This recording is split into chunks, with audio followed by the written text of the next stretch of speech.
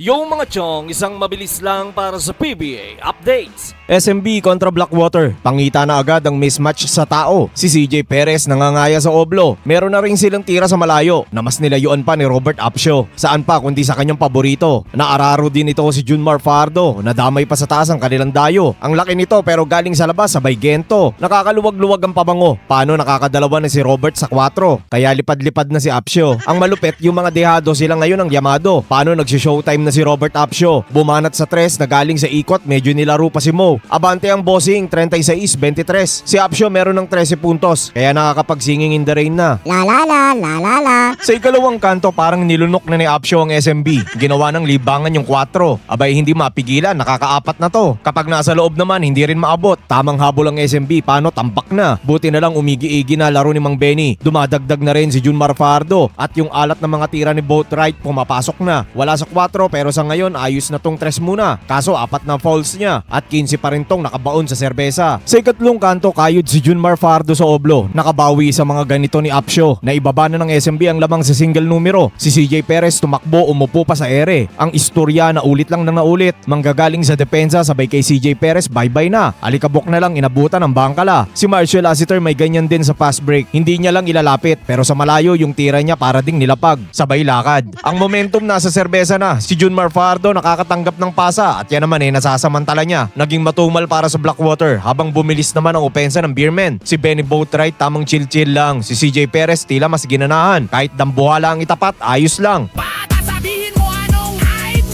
Lamang ng dalawang SMB, 94-92. Sa huling kanto, nabawi ng bossing ang lamang. Matulis tong 4 mula Manila hanggang Samar. Palag din si Christian David and Cedric Bearfield. Nangangain ng depensa mula sa mga nakapula. Pero nakakambyo naman ang SMB. Kumakapit pa rin sa konting kalamangan. Si Mang Benny nagbuena mano na sa 4. Kaso ang bossing maganda talagang nilalaro. Pirming nakadikit, lumalamang pa nga. Pero si Fajardo dumali ng paharap, patagilid, patalikod na lang. But wait, eto na si Cedric Bearfield. Babanat na naman sa labas. Sa 3 niyang to, lamang na sila ng 4. Ang SMB pinipilit ang 4, daming subok. Sabay sa depensa naghihintay na lang na bumagsak sa kanila ang bola. Si Andrade punong-puno ang baterya. Tagsablay sa malayo ang SMB, buti na lang nakakakuha ng maraming tsansa. Ang pumapasok yung pados-dos na lang. Kaso sa endgame di na nakarecover ang SMB. At yun na nga, panalo ang pabango. Best player of the game si Cedric Bearfield na nagmalupet ng 29.7 rebounds at 8 assists. Ginagalingan ng Bearfield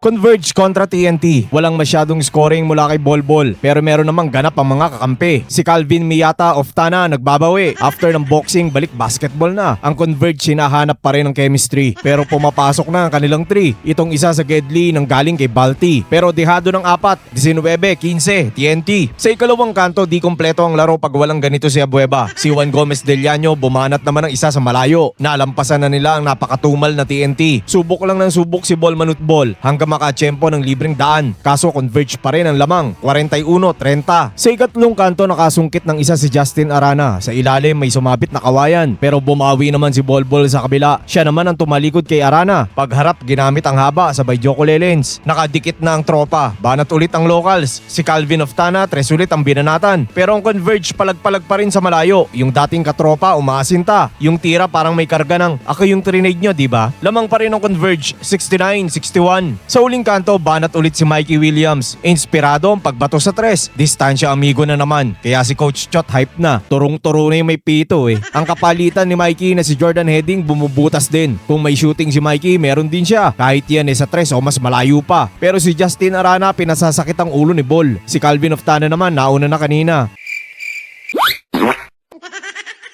Si Bolbol dinadaan na sa haba. Kahit si Kyler Kelly di makaabot. Si Justin Arana uulit pa. Di na daw pwede. Nagkakaubusan na ng minuto. Si Bolbol na hanap ng opensa ng tropa. Tinanaw tong jumper, pasok ang tira. Kaso sa kabila, bumibig time talaga si Justin Arana. Sakto tapik ni Calvin of Tana. Yari kay Arana yan. Kahit si Bolbol nasa tabi niya. At yun na nga, panalo ang Converge. Best player of the game si Justin Arana na kumayod ng 21 points at 10 rebounds. Samantala may mga nag-abang kung ano gagawin ni Calvin kay Ball. Pero tamang laro lang si Abueva ngayon. Di naman TNT nag-trade sa kanya Hanggang dito na lang mga chong. Maraming salamat. Hanggang sa muli.